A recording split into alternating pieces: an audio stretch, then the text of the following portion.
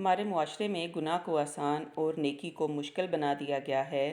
نکاح کو رسوم و رواج اور جان لیوا جہیز کی جکڑ بندیوں میں بیچ دیا گیا ہے کہ غریب کے لیے بھی مصیبت اور امیر طبقہ بھی ذہنی کوفت میں مبتلا نظر آتا ہے۔ کتنے نوجوان ایسے ہیں جو آسان نکاح نہ ہونے کے باعث دوسری خراب قسم کی سرگرمیوں کی دلدل میں دھنستے ہی چلے جاتے ہیں، اور ان گنت دوشیزائیں گھروں میں والدین کے سر پر بوجھ بنی بیٹھی ہیں کہ جن کے ہاتھ پیلے نہیں ہو پا رہے۔ اسلامی طریقہ اختیار کرنے سے ہی ان پریشانیوں سے چھٹکارا ممکن ہے۔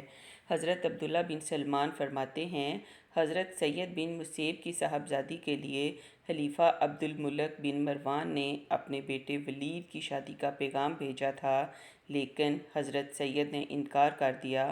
عبد الملک نے ہر طرح کوشش کی کہ کسی طرح آپ راضی ہو جائیں، لیکن آپ برابر انکار کرتے رہے۔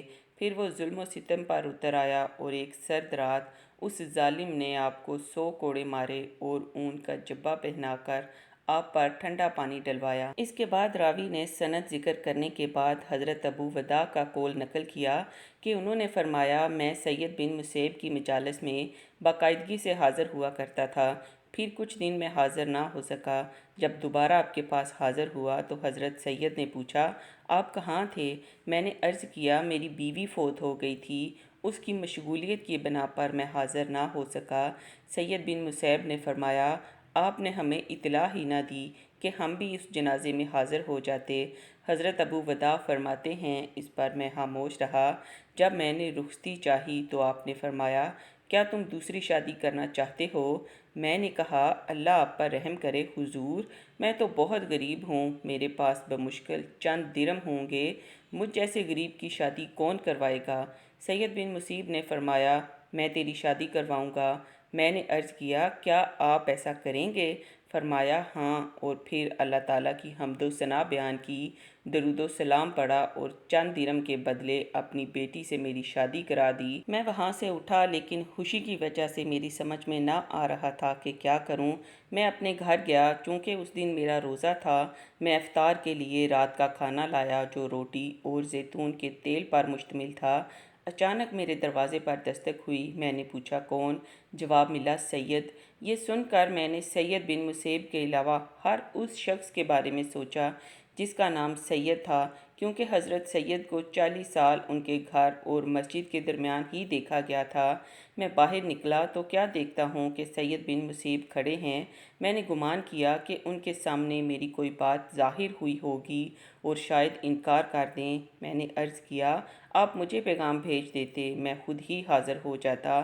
حضرت سید نے فرمایا، نہیں، آپ اس بات کے زیادہ حقدار ہیں کہ آپ کے پاس آیا جائے۔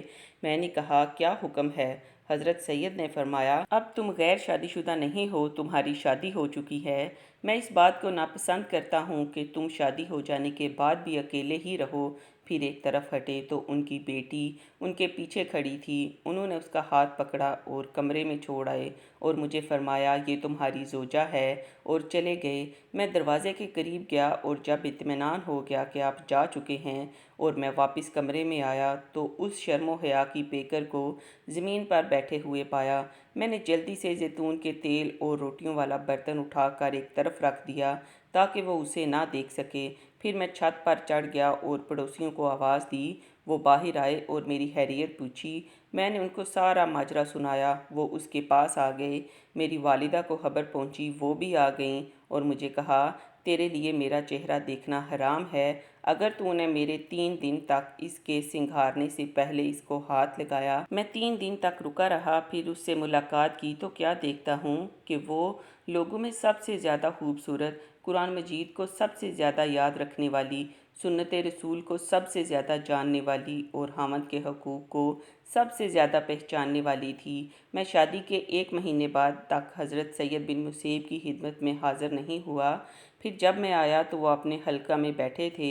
میں نے سلام کیا، انہوں نے میرے سلام کا جواب دیا اور مجلس برخاست ہونے تک مجھ سے کوئی بات نہ کی۔ جب سب لوگ چلے گئے تو فرمایا، اس کا کیا حال ہے؟ میں نے عرض کیا، وہ خیریت سے ہیں اور اس حالت میں ہیں جسے دوست پسند اور دشمن ناپسند کرتا ہے۔ حضرت سید بن مسیب نے فرمایا، اگر تجھے اس کی کوئی بات ناپسند لگے تو عصا استعمال کرنا، پھر جب میں گھر کی طرف روانہ ہوا تو انہوں نے مجھے 20,000 درہم دیے۔ میں انہیں لے کر گھر کی طرف چلا آیا۔